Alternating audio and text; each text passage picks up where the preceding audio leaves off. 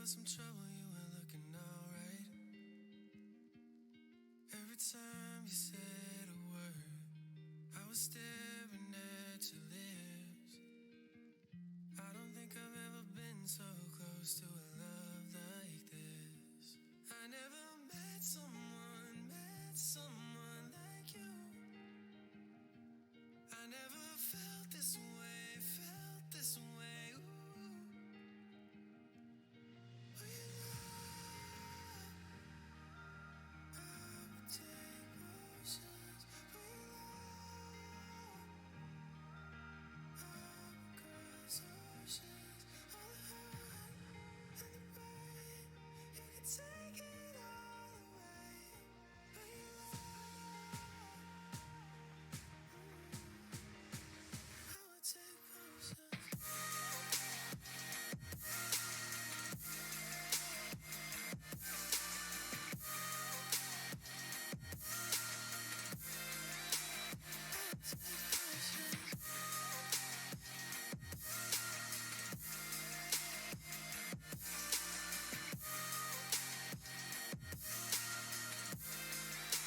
I would take potions.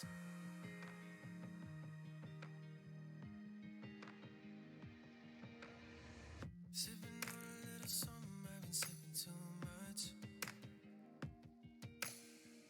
I just pour myself a double and I'm thinking about us.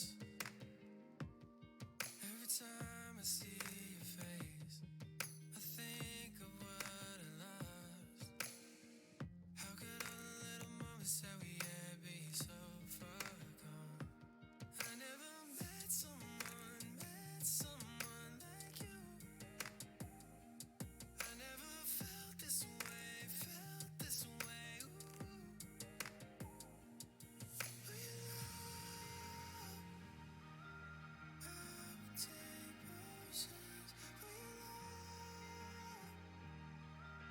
I would cross oceans. All the hurt and the pain, you could take it all away. For your love, I would take potions.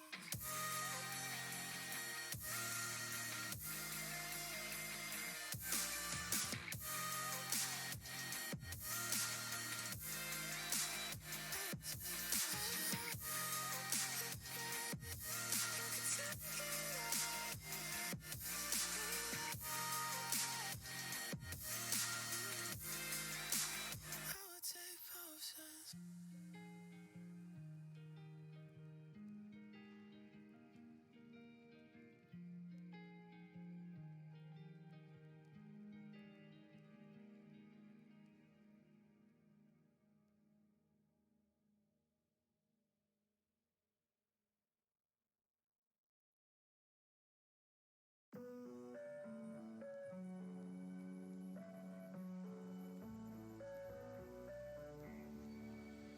You ask me what's going on inside my head. I say nothing at all, I just need some rest. Cause conversations never help, so I'll keep them to myself. Cause what's going on is better left unsaid. Cause my heart hurts, you know I didn't mean to. But a broken heart is so contagious. And my mind can't keep dragging yours so deep into every fracture between us. You should run for cover, but you never leave my side. Always there to comfort, and it tears you up inside. But my heart hurts you. What the hell did I do? Cause a broken heart is so contagious.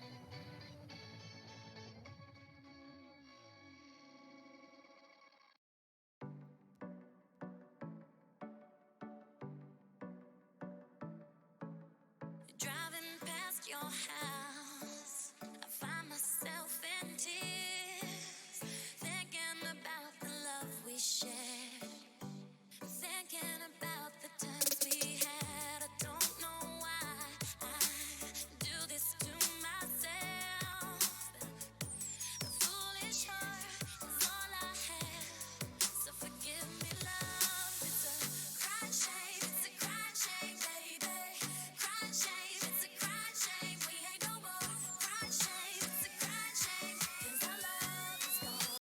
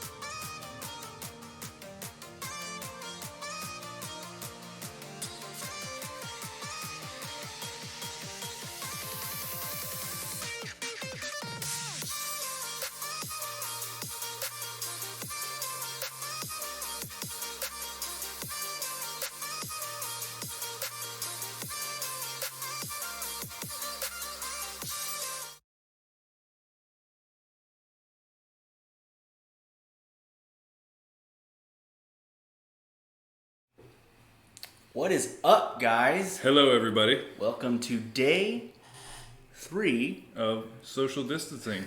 Yeah, it feels like it's been so much longer than 3 days already. The hype itself is starting to wear on everyone, I think. Yeah, I will say there is only one positive thing that I've noticed. Traffic is a lot better. It's a lot better. Traffic around here had been getting so bad. But now I don't have any issues getting to work. Because we're the only ones working. Yeah, that helps for sure. But we want to talk to you again this morning. We wanted to share with you some of the things we've discovered. We wanted to share with you some other fun things that you can do while social distancing. Share some of the call-ins that we've gotten during these times. It's been an interesting few days already. Absolutely. Yeah, it definitely has. So one thing I discovered is NPR also has a list of live streams. And so they have people like Ben Gibbard from Death Cab for Cutie is live streaming every day. They essentially have a running list, including Willie Nelson, the Met Opera that I had mentioned yesterday, symphony orchestras. Basically, everyone, a lot of musicians have started switching to let's live stream so that we can continue to play music and to generate income, honestly, because a lot of them, they see essentially 2 months of lost income and lost opportunity there. So they're trying to pivot because it's an extreme time for everybody on that front where you're having to deal with what am I going to do if I'm not making money? And so retail workers, fast food workers, musicians, there's a lot of people who have been faced with that question. So a lot of these musicians are live streaming. So that's a really fun thing that you can check out. And so I will link that on Facebook as well.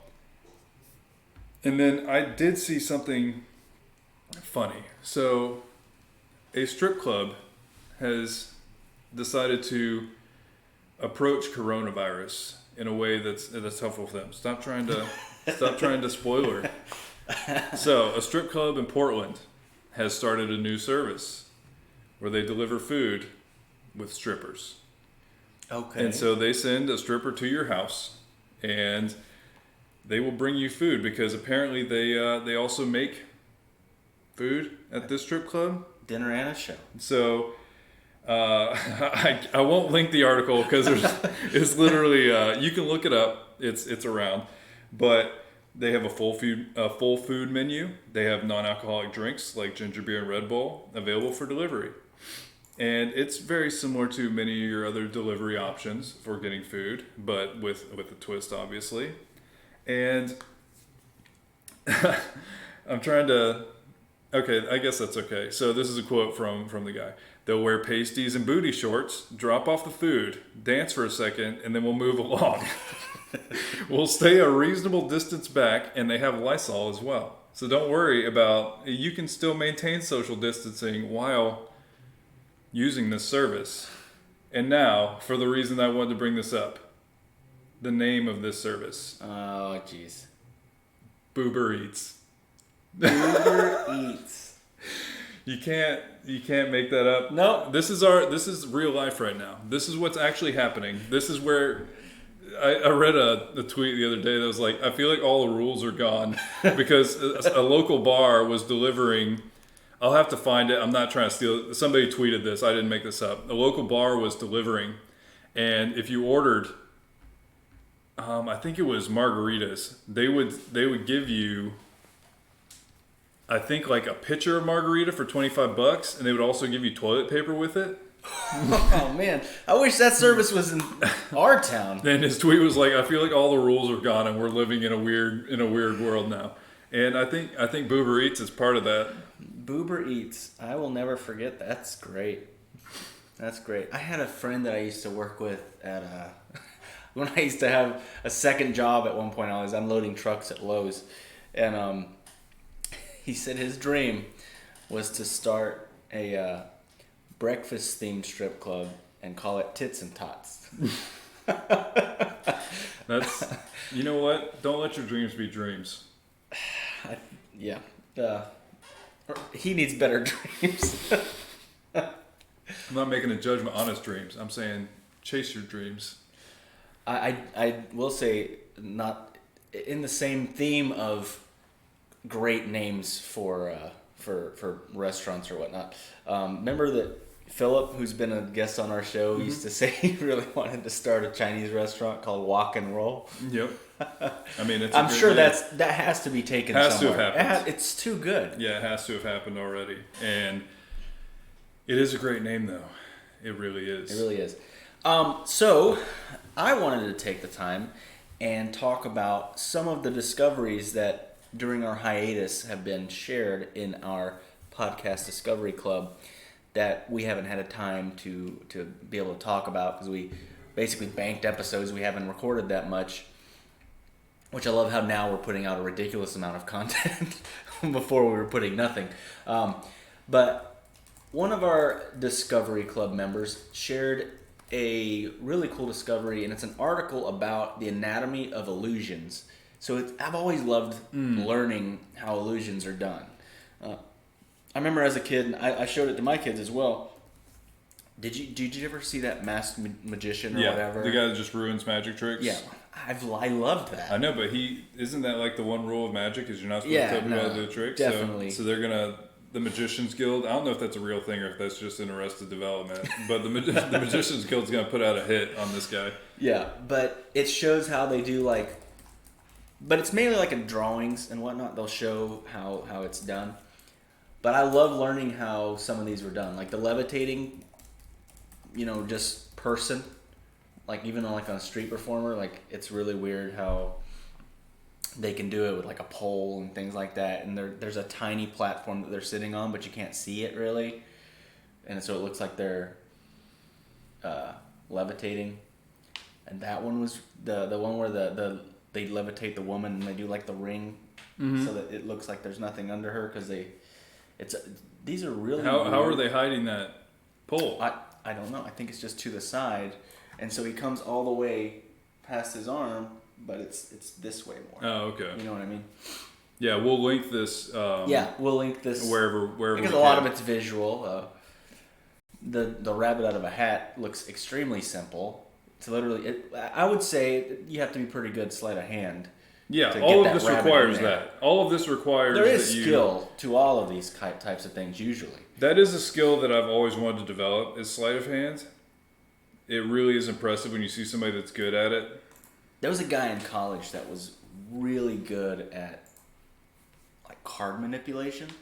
I don't think he really knew any tricks per se, like illusions, but he could really, he could shuffle cards from one hand to the other and stuff like that. And I thought that was so cool. I mean, he could probably pick it up pretty easily. If he had that kind of dexterity. And a friend of the show, Keith. Oh, not this one. Shared another article. I feel sick just looking at it. It's ridiculous.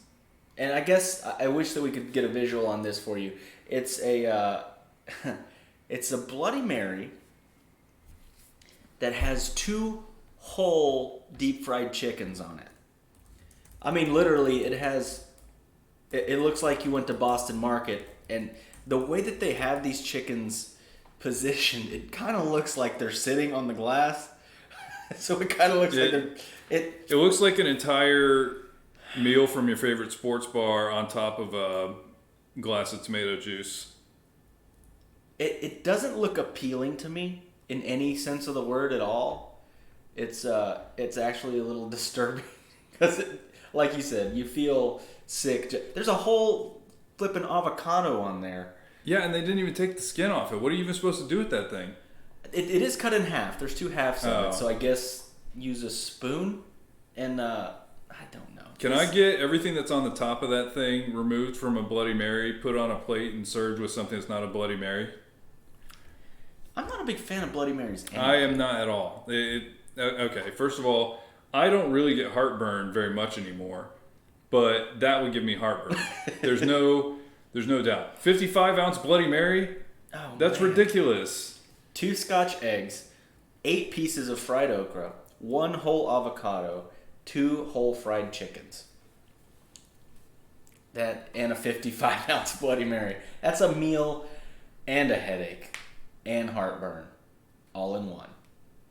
Yeah, I'm trying to... I don't like it. I feel like it tastes like SpaghettiOs with vodka in it, and I'm just not a fan of that. SpaghettiOs with vodka in it. I don't know. Tomato juice. I'm sure people like it, and I understand. And all of this made me want to look up why this is happening. And I don't know if this article, I'm looking this up right now, I don't know if this article is going to answer it. But why do they put food in Bloody Marys? They always do. There's a place in Tampa, well, Seminole Heights, that their Bloody Mary has a rib in it. They literally, that just every time, and people love it. Like, that's a thing. And so I'm trying to figure out why. We'll see if we can find out. So apparently it was a morning tradition. It's like a morning traditional drink in the U.S. now. And it's like a hair of the dog thing where you have a Bloody Mary and it's like a hangover cure. Because it's got fruit juice in it, essentially. So it's got electrolytes and salt and stuff that'll help you recover. But apparently the earliest tomato juice drinks weren't hangover cures. They were health elixirs. And apparently for Victorians. So I always love how health elixirs pre-1800 usually had some kind of heavy intoxicant in them. It's wishful thinking. I don't know. Some sort of like liquid opioid. It's like just straight morphine. It'll help you. Yeah, pretty much. No, but this was very common in the late 1800s, is that you would get some kind of tomato juice cocktail. And then apparently American-born chef Louis Perrin gets credit for creating and popularizing the tomato juice cocktail in 1917. And he was working at a resort, ran out of orange juice, and pressed tomatoes, seasoned the juice with salt, pepper, and spices, and there you go. Bloody Mary is born. And then apparently once they started canning and producing tomato juice, stepped up to the next level because it then becomes very easily. And tomato juice has its own thing, like V8 is popular. There's a lot of people really swear by it. And now what I'm trying to figure out is why there's food. So tomato juice, it hydrates you, it provides electrolytes and vitamin C, but a lot of stuff does. And now I'm thinking, like, they also mentioned that it's acidic and it's got spices, so it kind of wakes you up early. But the question is, I cannot figure out why. I can't think of anything else where it's just, let's stick a hamburger in the drink. I don't know. But I'm trying to... okay, here's part of it. Tomato juice and spices are great for masking poorly made hooch. I definitely agree with that. Okay, here we go. How did it get its garnish?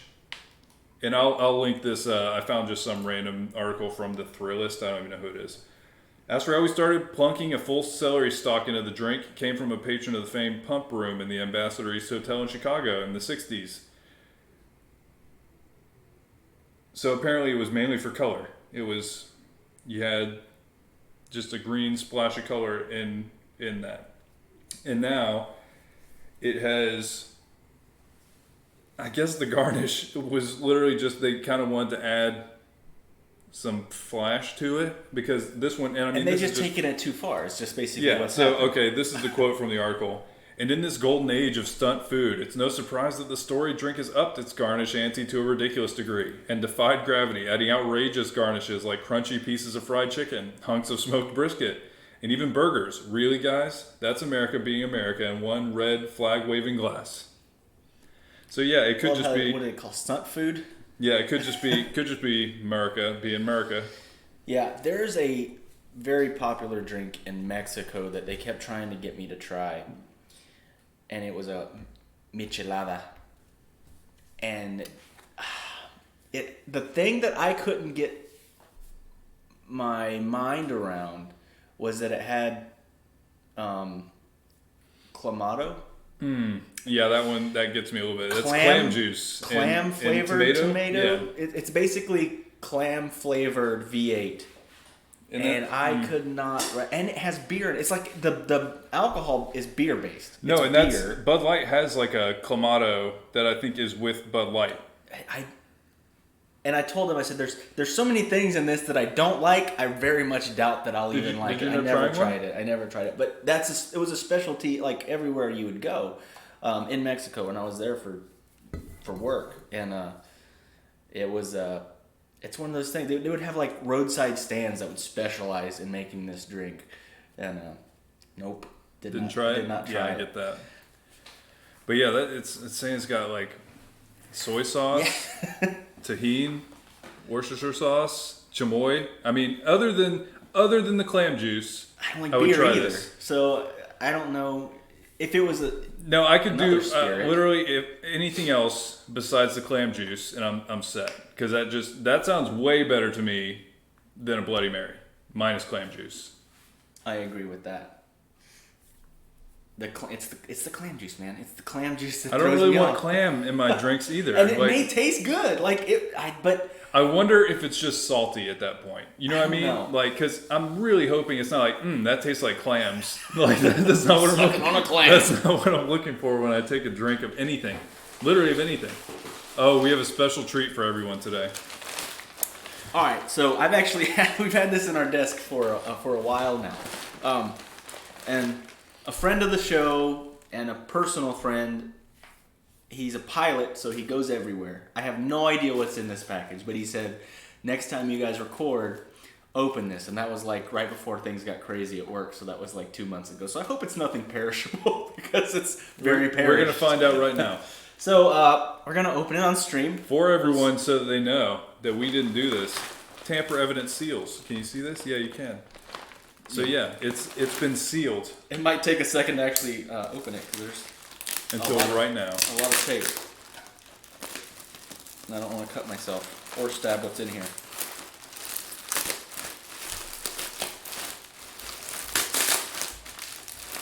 This is great video.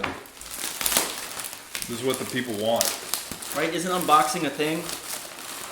Here, you want me to give you some hype music while you do it? All right, we're gonna get you hype music All right. going. Number one.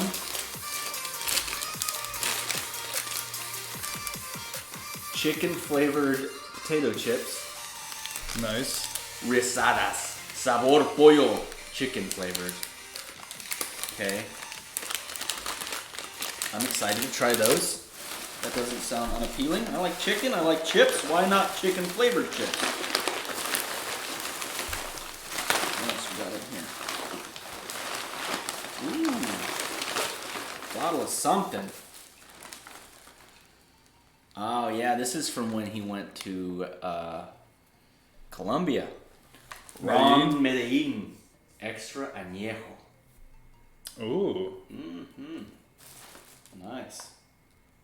Is it- Reserva Especial de Colombia. That's exciting. an 8-year tequila. That is exciting. I'm excited for that one. And a and a tiny Coke to go with it, I guess. There's something else in here. Oh, more chips. More something in the bag. What do we got? Montenegro. No, Monterrojo. Oh, plantain chips. Yep. Plátano maduro. Ripe plantain and sea salt. Sounds good. I don't know why he was insisting that this was open on live stream, but no, that's a great care package. Yeah, I wish I'd have opened it sooner. It would have already been gone by now. All right, I'll kill your hype music now. Oh, my hype music was still on? Yeah, it was on the whole time. But yeah, I did not even realize they would age tequila 8 years like that. But añejo is like aged tequila, barrel aged tequila. Cool. So Thank you. I guess we did get another voicemail from someone else on Podfix. So we can go ahead and play that for everybody. So everybody can experience another great Podfix show. Let me kill this music.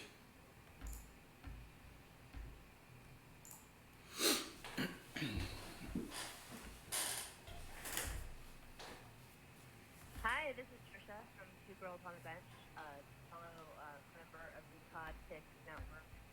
We are a show that features some kazoo writing and procrastination. Mostly we're about how we're frustrated writers that tend to procrastinate. actually. instead of writing. So this week our episode 83 is called Simple Tongues, which will be revealed in the episode itself.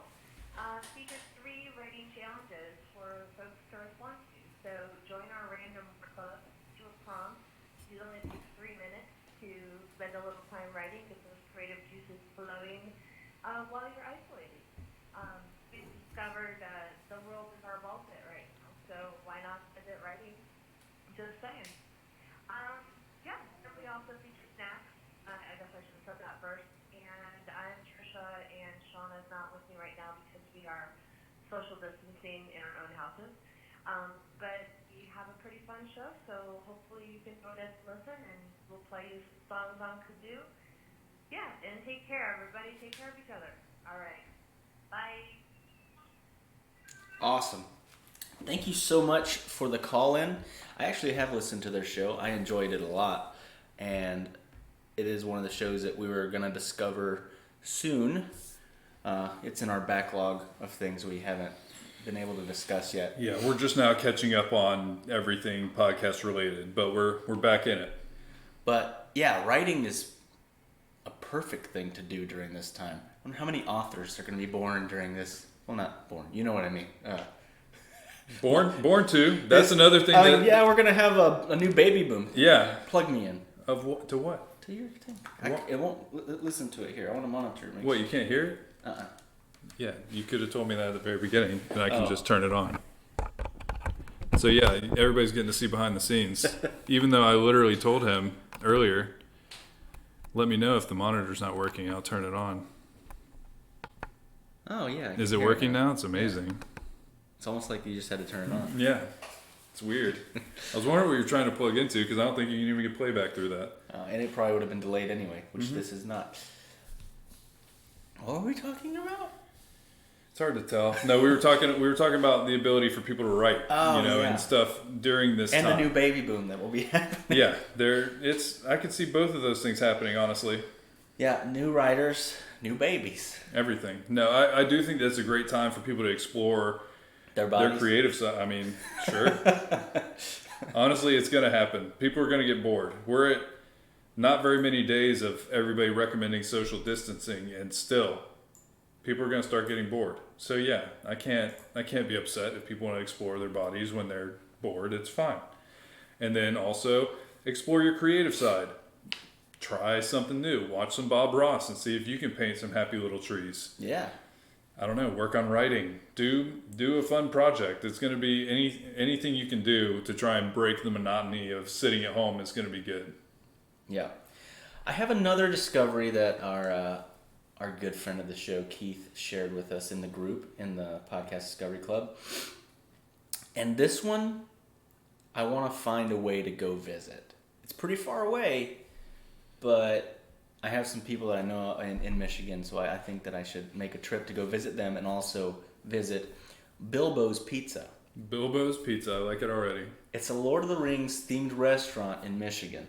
And actually, the friend that I have that lives in Michigan, he's been on the show before, I forgot. Yes. Cass, he says he goes here at least once a year. Really? Yeah. He says it's a little bit of a drive from where he's at, but they try to go at least once a year. But the fact that then someone else was mentioning that there's another one. It's a frozen yogurt place called Froyo Baggins. Oh yeah, I remember Froyo Baggins. I'm trying to see what some of these meals are called. Elven favorite with ham. The Wizard. I don't think the Elven favorite would have ham on it. How do you know? You think that all elves are vegetarians? I mean, the only reference I have is lembas bread. Yeah. They have pool tables. This is pretty cool. In Kalamazoo, Michigan. I want to go visit Yeah, that sounds amazing. Bilbo's Pizza in Michigan. Yeah, I'd love to check that out as well. I love pizza and I love Lord of the Rings. It's a win-win. So do you have any other discoveries from the the podcast club you wanted to share with everybody? I have a lot of them. There's so many. I'm trying to find what other one we should talk about. Oh, that's interesting. The Indiana Jones Ark of the Covenant prop ended up on Antique Roadshow. Really? Yeah. It's an interesting article. How much was it worth? Probably a lot. Let's see. Have you ever really watched Antique Roadshow? I haven't gotten into it. I know what it is. I've watched it before, but that was never something it's cool. It's like it's cool the stuff that they find, Right. but the way that the show is made, it seems so dry and boring. Yeah. When I've watched it, you know what I mean? I don't know. I'm more interested in going to thrift stores and antique shops than I am watching Antique Roadshow. I think they like it because it's kind of got that Price is Right element where you get some random person who had no idea what they have, and then they are like, oh, Yeah. something I have is worth $100,000, and they start losing their mind. Yeah, it's like a boring Pawn Stars. I mean, I don't like Pawn Stars either. I like Pawn Stars. Well, I did. It I haven't watched it in a long time. seems so rigged. Yeah. I mean, I think. And everybody on that show is a jabroni. The host, at least. Yeah. And that's the thing, is when they start making a show that was about the items and stuff, and then they start making it more about the characters and the people that are on the show. And then what happens if you don't like the characters? Yeah. It's like Deadliest Catch. Like, you end up liking the characters and stuff, but it's about fishing or crabbing, essentially. But yeah, they said that, well, the guy that was giving his appraisal said it could go from anywhere between $80,000 to $120,000, but he would not be surprised if it would go up as high as $250,000. I mean, yeah, fake Ark of the Covenant that was in Indiana Jones sounds awesome. No, and I mean, you can make shows, because honestly, it doesn't make sense that Dirty Jobs is as good of a show as it is. But that's kind of the opposite. That's like Mike Rowe is so likable. Yeah. That you can watch him go do terrible jobs, and it's really fun the whole time. He's not making that show anymore, right? No. I'm pretty sure it's not. That was such a good show. Mm-hmm. I loved watching that show. No, and he's a great guy. That's another, we've talked about it before on our show, but we'll mention it again. That's the way I heard it with Mike Rowe. Yeah, and they're very short episodes, but he writes all of them. So he basically, that's his creative writing outlet, and it's so good. And it's really good. It's like one of those things where he starts talking about somebody and he doesn't give you the name of the person till the end. So he's describing this person, and it's almost like a little puzzle because you're trying to figure out who he's talking about. And then at the end, he'll talk about, who they were. Yeah, speaking of Deadliest Catch, he was the narrator on that show. And I think he's classically trained singer as well. Does a lot of voice acting. There's a video of Mike Rowe live dubbing himself. So he listens to what he needs to track, and then he tracks at the same time. Where most people that would speech jammer you, he just one take records things. He's a really talented guy. And then he has all of his... He's spent a lot of time trying to impact people going into technical fields and going to technical school. So he's a really cool guy. He has a whole foundation. Yeah, called Microworks. Yeah, I wish Dirty Jobs was still on, or I wish that he could just make a YouTube channel doing that. But he's still doing some really cool stuff on the side, outside of Dirty Jobs. This one is probably too visual, but I thought this one was really good. Another friend in the Podcast Discovery Club sent it's got maps of the U.S. and it has they're color coded based off different things, so you can see blue states. How many blue states combined have less population than just L.A.? Oh, I mean, yeah. It's lots. 35 of the 50 states. Well, actually, it's 40. Yeah, LA is very populous. No, but basically the real discovery here is everybody should join the Podcast Discovery Club. There's a lot of really cool stuff on there. And yeah, a lot of it's very visual. There's a lot of articles and videos and things like that. So definitely check that out. Yeah, they have a picture of like all the trees in the U.S., which I thought was fascinating because I thought there would be more up here, in the Pacific Northwest. I mean, there is a lot, but there's a lot more in the Northeast that I didn't know was just like forested majesticness. Light pollution, loudest and quietest places in the U.S. Anyway, it's very interesting maps. But yeah, it was great getting a chance to talk to everybody again.